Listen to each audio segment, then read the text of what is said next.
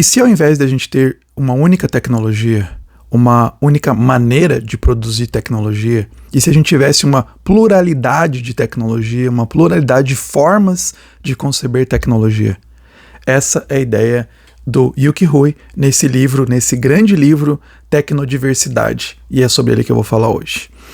Então, caríssimos, há algum tempo eu comecei a pensar sobre como que vários problemas que a gente tem, problemas relacionados à tecnologia, a gente acaba procurando soluções nos mesmos lugares de onde surgiu esses problemas tecnológicos. Então, isso inclusive intelectualmente, né? A gente tem problemas éticos de tecnologia, muitos problemas éticos de tecnologia que são surgidos pela inteligência artificial, pela questão dos carros, poluição, e a gente vai buscar a solução nos autores desses mesmos países que trazem, né, essas tecnologias, que trazem esses problemas. Então acho que eu comecei a pensar de até na própria literatura começar a ler autores de outros lugares para fora desse eixo Estados Unidos e Europa, né? Não que eu abandone a leitura desses lugares, de autores desses lugares, mas também pensar em autores para fora desse eixo para ver soluções diferentes, maneiras de pensar diferente.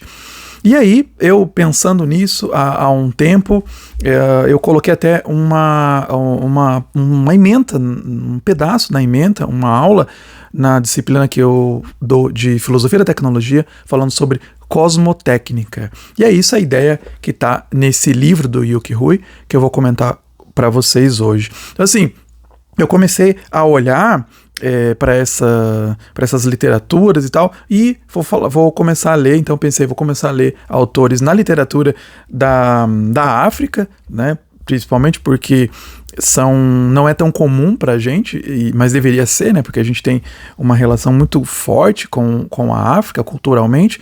E aí comecei a ler, né, esse ano de 2024 eu passei o ano lendo alguns livros, aí eu acho que eu li uns 14 livros de literatura africana, e foi muito interessante ver a maneira como eles pensam, os valores que eles defendem. Isso até vou falar em outro vídeo, quando eu falar sobre os melhores livros da África deste ano que eu li.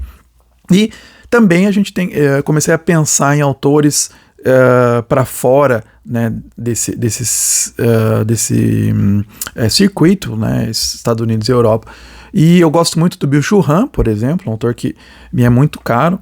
E também já tinha ouvido falar, já tinha esse livro separado aqui, o Yu-Ki Hui, né? E aí, na preparação para as aulas, para esse tópico específico sobre cosmotécnica, eu li esse livro, né? Li outros artigos também, outros livros, porque esse livro fala exatamente sobre esse conceito aí de cosmotécnica, que eu já vou aprofundar um pouco, dizer o que ele significa. Bom, o Yu-Ki Hui, ele para conhecer quem ele é, né, ele é formado em Engenharia da Computação pela Universidade de Hong Kong e mestre e doutor em Filosofia pela Universidade Goldsmith em Londres. Então ele tem esse pezinho, né, na Europa também.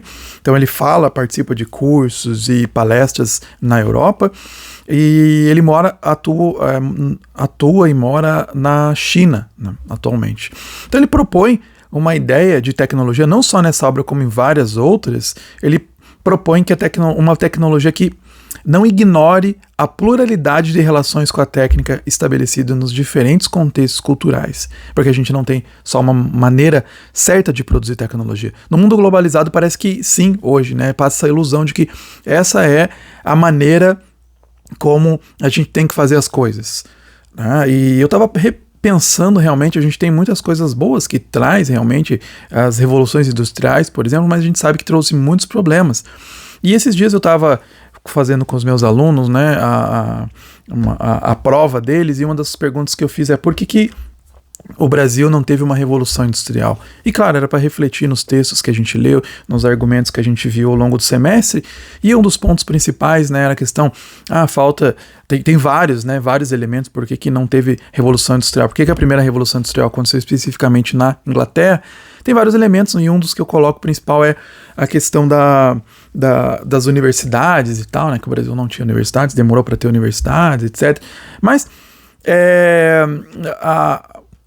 por que a gente precisa ter uma revolução industrial, né? A gente impõe essa forma de pensar e todo mundo tem que se adaptar. Então, rapidamente o mundo, quem queria não ser deixado para trás, acabou seguindo esse modelo da revolução industrial que pressupunha o extrativismo excessivo, o consumismo, trouxe muitas coisas boas, mas também trouxe muitas coisas ruins. A forma de pensar ocidental, a forma de pensar ali da Europa, que depois se espalha para os Estados Unidos e Austrália e tal, né? Uma mentalidade dessa do capitalismo, né, que a gente tem, capitalismo industrial, e aí foi se desenvolvendo. Então, por que não pensar em outras formas de se fazer tecnologia?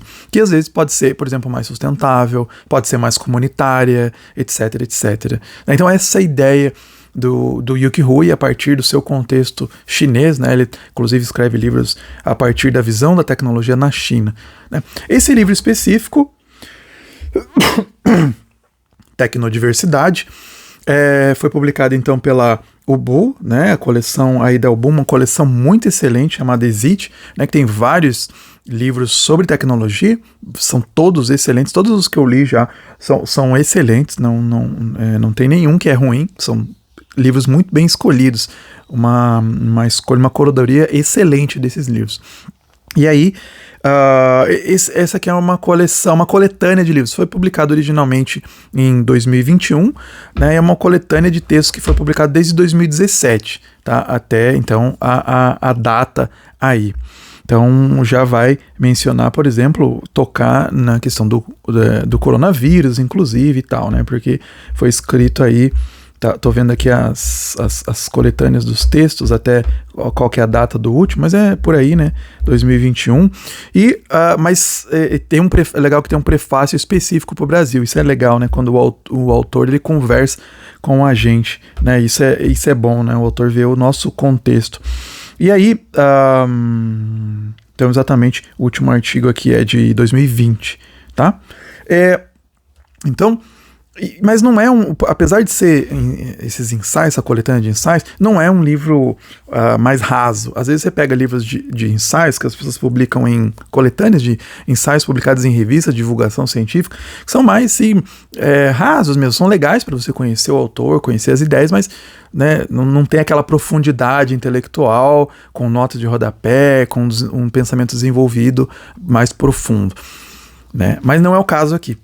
Aqui o Yuki Hui ele tem um texto carregado, assim, né, no bom sentido, com fontes, com informações, então é um pensamento bem extenso, é um livro assim bem profundo, né, bem legal, assim, até para conhecer, porque às vezes é uma forma de pensamento que a gente não está muito acostumado, né? Então, assim, essa ideia de cosmotécnica, como que ele define? Né, ele fala assim, uma unificação entre a ordem cósmica e a ordem moral por meio de atividades técnicas.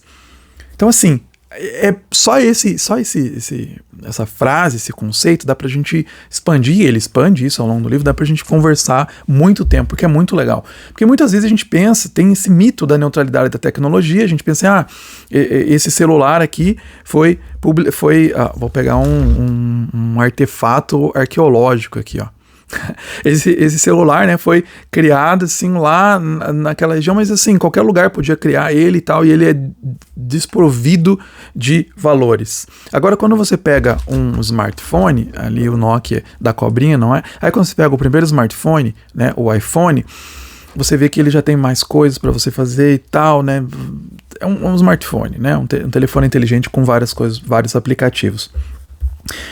Se você olha, ele não é uma ferramenta neutra. Tá? Ele não eu posso usar do jeito que eu quiser, ele não tem nada por trás. Não, a gente precisa analisar que contexto ele foi feito, que valores que estão embutidos nele, qual que era a ideia dos designers, dos programadores, para colocar, para fazer funcionar desse jeito. Né? Então, assim, quando você olha uma tecnologia, você tem que examinar as questões morais por trás. Né, a questão da ordem cósmica por trás, o que significa tecnologia para aquela cultura que produziu esse artefato. Isso é extremamente importante e a gente começa a ver que nenhuma tecnologia é neutra. Toda tecnologia produzida, ela carrega então esses valores morais por trás. É claro que você vai poder usar ele, né, para às vezes até distorcer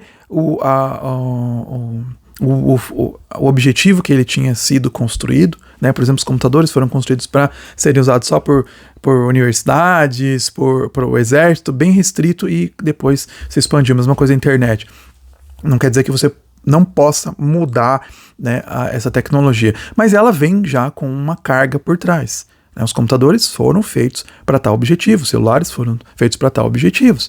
E eles carregam, então, esses valores. Então é importante olhar por trás essa ordem cósmica, essa ordem moral. A gente pensa assim, como assim ordem cósmica? Nós vivemos num mundo secular, então, né, não tem as pessoas não trabalham com uma ordem cósmica, né? Elas são seculares, elas trabalham com alguns valores específicos, objetivos. Não, você vai ver que tem, né, valores religiosos muito fortes por trás do desenvolvimento das tecnologias. Eu trabalho com transhumanismo, e agora eu estou indo para cibernética, por início da cibernética, e eu analiso e fico impressionado quantos valores religiosos tem por trás da concepção da cibernética. E você pensa, mas o início da computação e tal, da inteligência artificial, como assim? Sim, existem muitos valores por trás, inclusive valores religiosos, que não são valores objetivos, tão objetivos assim quanto os criadores querem. Tem valores de concepção do que é um ser humano, valores de concepção sobre qual é a finalidade da Terra. Então tudo isso está embutido ali. Qual que é a visão de um Elon Musk? Né? Qual que é a visão por trás? O que ele tem a visão de futuro? Quando você começa a cavocar mais fundo, você vai vendo como que as tecnologias deles refletem o pensamento deles, a cosmovisão, ou melhor, né, a ordem cósmica por trás. Então, Yuki Hui fala assim, isso num outro livro chamado The Question Concerning Technology in China, as questões no que se relaciona à tecnologia na China. Ele fala assim, o conceito de cosmotécnica fornece-nos uma ferramenta conceitual com a qual superar a oposição convencional entre técnica e natureza, e compreender a tarefa da filosofia como a de buscar e afirmar a unidade orgânica das duas. Não existe um relacionamento entre técnica e natureza, as coisas não estão separadas na visão, né? Então, quando a gente começa a perceber isso, a gente vai vendo que tem uma visão por trás da tecnologia, como eu disse, né? Mas a técnica hoje, ela tem esse discurso, né, de que ela está separada da natureza, ela está separada dos ambientes, mas ela tem um impacto na natureza, ela tem um impacto em como a gente pensa. Então, as pessoas olham hoje, os caras que estão lá no Vale do Silício, eles olham para a Terra e consideram a Terra como um imenso sistema tecnológico, né? Então, é exatamente isso que está lá num dos reports, né, a Artificial Intelligence Index Report de 2024, né, o relatório sobre inteligência artificial, que vai mostrando as novidades, para onde que vai. Você vê que eles estão falando em termos de que a Terra é um sistema tecnológico, né, e a gente tem que controlar isso, e a gente consegue controlar isso.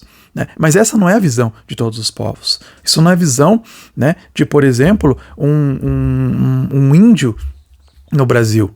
Né? Não é a visão de que um chinês tem, talvez agora está mudando para se adequar à Revolução Industrial, a quarta Revolução Industrial, mas não é a visão que se teve durante muito tempo. Mas agora a gente vai indo para essa ideia de que a tecnologia, ela abrange todas as coisas. E a gente não pode sobreviver sem tecnologia. Nossos relacionamentos dependem da tecnologia. Nossa vida, natureza depende da tecnologia.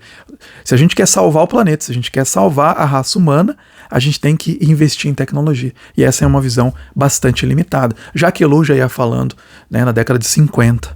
Tá? Então é por isso que a gente vai pensando hoje de que é mais fácil a gente imaginar o fim do mundo do que imaginar o fim do capitalismo.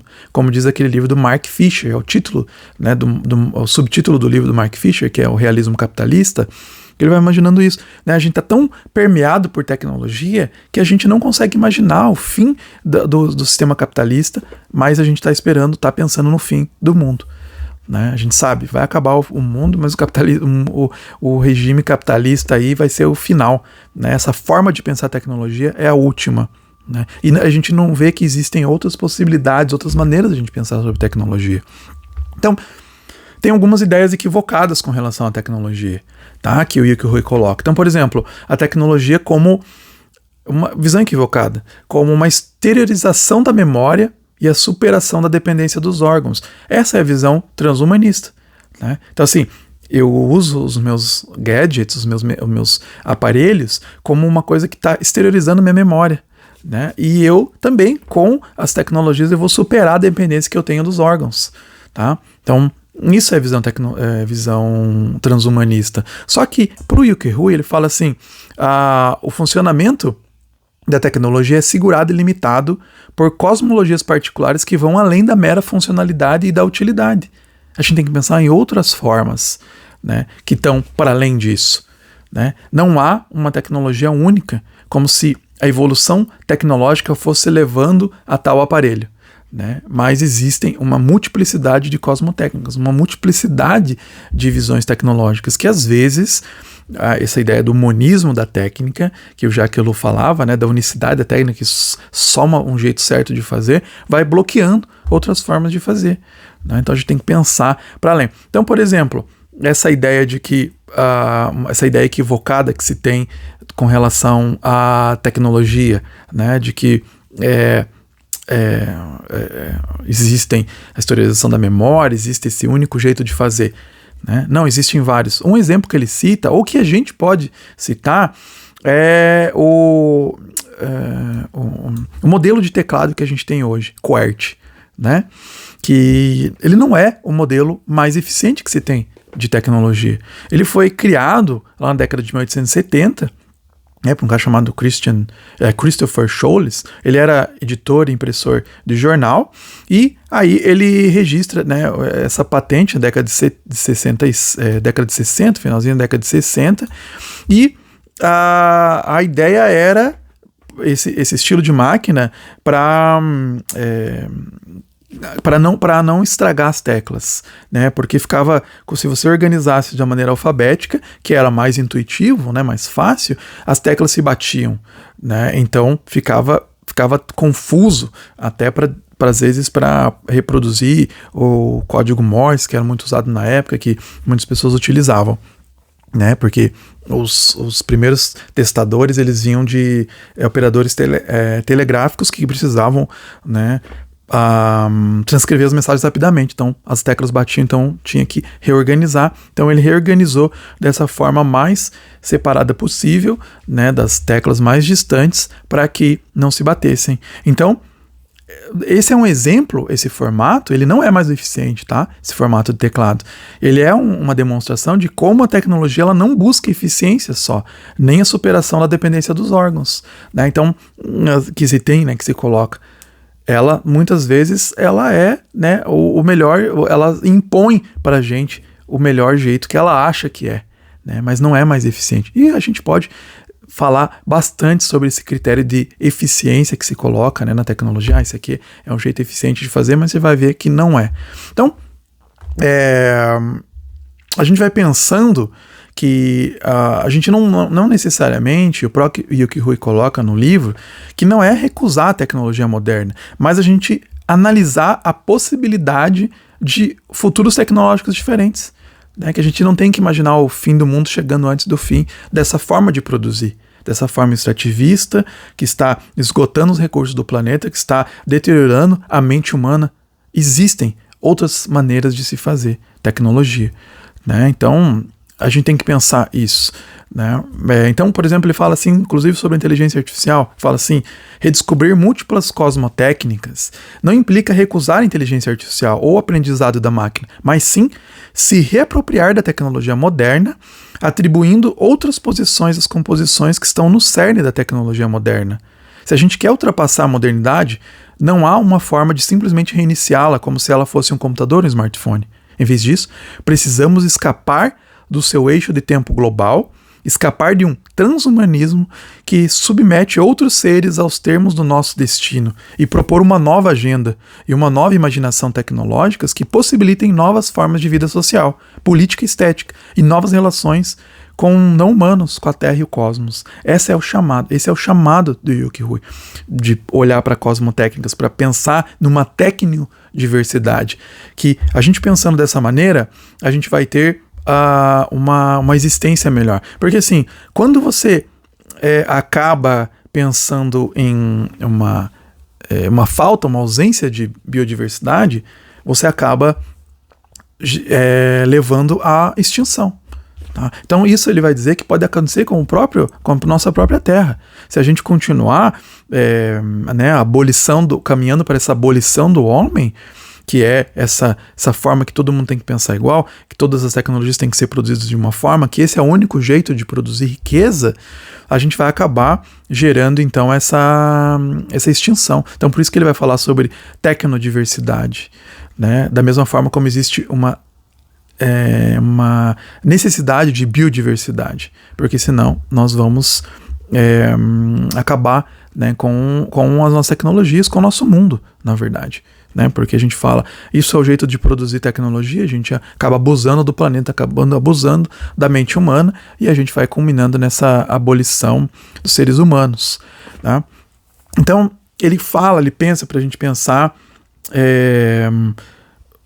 globalmente, mas agir localmente. Como diz o próprio o Jacques Ellul, ele falava isso, né? E o Yoky Rui gosta muito do Jacques Ellul, cita bastante ele. Pensar globalmente, pensa nos problemas globais, mas você vai agir localmente. Você vai agir comunitariamente. Como que cada comunidade pode pensar em ter soluções tecnológicas até para aquela área, né? O Menino que Descobriu o Vento, por exemplo, que é um livro africano que conta, né, como o menino lá conseguiu fazer uma tecnologia ali para a região deles, gerar eletricidade com a tecnologia que ele tinha. Ele estudando, ele conseguiu trazer para a vila dele, né? E ganhou grandes prêmios e tal, porque ele fez uma possibilidade de pensar. E é uma tecnologia que ele já pensou desde o início, com a cosmovisão africana voltada para a comunidade. Não era só para ele ganhar dinheiro, não, ele queria trazer para toda a comunidade, né? Então, um exemplo de você tentar a unicidade da técnica, não pensar em diversidade tecnológica, ele cita o coronavírus. Ele fala assim que o coronavírus não é a vingança da natureza, mas é o resultado de uma cultura monotecnológica em que a tecnologia em si mesma perde suas origens e passa a querer dar origem a todo o resto. O monotecnologismo em que vivemos ignora a necessidade de coexistência e continua a ver a Terra apenas como composição. Com a competição perversa que sustenta esse monotecnologismo, somente poderá levar à produção de mais catástrofes. Tá vendo? Então, vamos trazer, ele fala assim, só nos restará embarcar para o mesmo esgotamento e devastação da espaçonave Marte. Né? Então ele fala assim, da mesma forma que a gente está tratando a Terra como, né, um sistema tecnológico que a gente pode extrair os recursos, daqui a pouco a gente vai para outro planeta e vai continuar esse modo de extinção. Então por isso que a gente pode olhar para a tecnologia não ocidental e ter um conhecimento local, que inclusive um autor coloca nisso, o Waldo Zeck, ele, naquele livro Filosofia da Tecnologia, ele fala de outras formas de a gente pensar outras tecnologias, né, que priorizem outros valores. Então, por exemplo, eu li um livro, ou na verdade eu li só um capítulo, mas eu quero ler o livro inteiro, que é African Values, Ethics and Technology, que é, né, Valores Africanos, Ética e Tecnologia, um livraço só pelo capítulo que eu li. Então ele vai falando assim, como que a tecnologia é vista na África, né, buscando boas relações humanas, tem um senso de comunidade aprimorado, senso de hospitalidade, um senso de respeito pela autoridade, pelos idosos, um sentido de família alargada e um sentido de religiosidade que podem produzir uma tecnologia que beneficia todo mundo. Né? São exemplos de cosmotécnicas e a gente tem vários exemplos, né, que a gente pode pensar, tá? Então, assim, a gente viu aqui a ideia que eu queria apresentar desse livro, né, esses pontos principais, que é um livro assim, que é fabuloso para a gente pensar em outras formas de fazer tecnologia, como que com os nossos valores brasileiros a gente pode produzir uma boa tecnologia também, né, uma boa tecnologia que beneficie a todos, beneficie o planeta. Como que a gente pode pensar isso? Esse é o convite, então, do Yoky Rui nesse livro Tecnodiversidade, né? Um livro que eu recomendo todo mundo ler, vale muito a pena, tá? Então fica aqui a recomendação. E se você pensar, né, em outros, coloca aí, né, outras ideias, outros valores de outras regiões, que valores que o brasileiro tem que pode colaborar para ter uma boa tecnologia. A gente às vezes só fica aquela síndrome de cachorro magro, né? Cachorro vira-lata, que só fica falando mal dos nossos valores, mas quais valores que a gente tem que são bons, que podem ser aplicados na constituição de uma boa tecnologia? A gente pode pensar isso e pensar em um futuro tecnológico melhor, mais comunitário, mais sustentável.